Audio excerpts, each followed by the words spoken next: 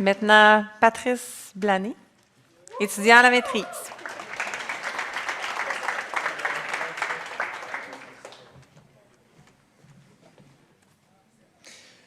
Bonjour, je commencerai simplement par dire que j'ai vraiment aimé comment Yves tantôt nous a questionné sur à quel point on ne sait pas qu'est-ce qui se passait avant.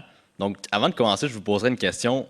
Il y a 6000 ans, où on est présentement, vous pensez que ça ressemblait à quoi?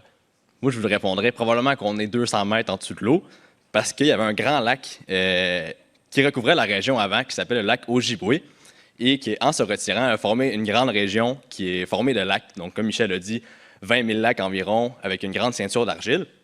Et ces lacs-là, ils sont l'habitat de prédilection pour mon poisson que je commence à bien connaître, le doré jaune.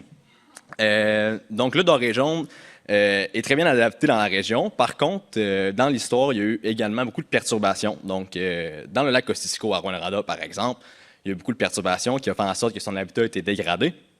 Par contre, a été amélioré récemment, dans les dernières années, et a été ensemencé par la suite. Le problème avec les ensemencements, c'est que c'est difficile à prévoir s'ils vont fonctionner parce que ça dépend de beaucoup de conditions qui sont souvent complexes et souvent interreliées. Par contre, ce qu'on sait à la base pour qu'un ensemencement se maintienne, c'est que le doré doit avoir un habitat convenable et aussi des ressources alimentaires.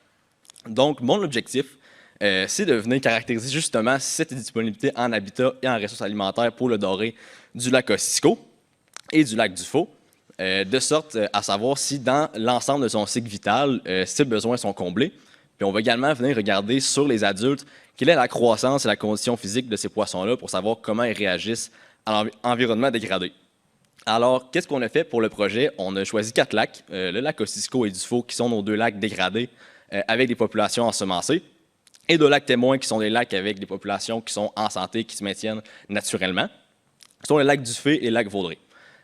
Pour l'habitat, on a fait une caractérisation de sa structure physique et de la qualité de l'eau. Et pour les ressources alimentaires, on est venu séparer ça selon les étapes du cycle vital. Donc, soit la larve de doré, le juvénile ou l'adulte. Pour les larves de doré, on a ramassé du zooplancton. Pour les juvéniles, on a ramassé des macro-invertébrés. Et finalement, pour les adultes, on a ramassé des poissons avec des filets de toutes sortes de filets différents. Pour l'instant, on est encore en train de faire du terrain, puis je n'ai pas tous mes résultats à vous présenter, mais on a déjà analysé la composition des communautés de poissons dans ces lacs-là. Et dans le lac Kosciuszko, il y a une grande abondance en poissons, contrairement à ce que certaines puissent penser. Il y a beaucoup de poissons dans le lac Kosciuszko. Par contre, peu de diversité, donc beaucoup de perches chaudes et beaucoup de dorés. Par contre, dans le lac Dufay, qui est un des lacs témoins, également beaucoup de poissons, mais beaucoup plus diversifiés. Donc, on a un écosystème qui est plus complexe, alors que dans les lacs Vaudrey, c'était plutôt un intermédiaire entre les deux. Et finalement, dans le lac Dufaux, on n'a attrapé pratiquement aucun poisson, mais c'est probablement simplement parce que le lac est beaucoup plus grand, donc les poissons plus difficiles à attraper.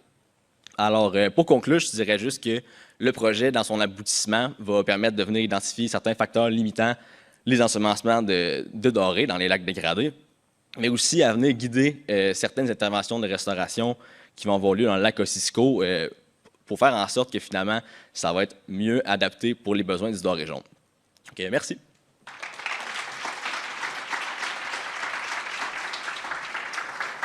Merci beaucoup, Patrice.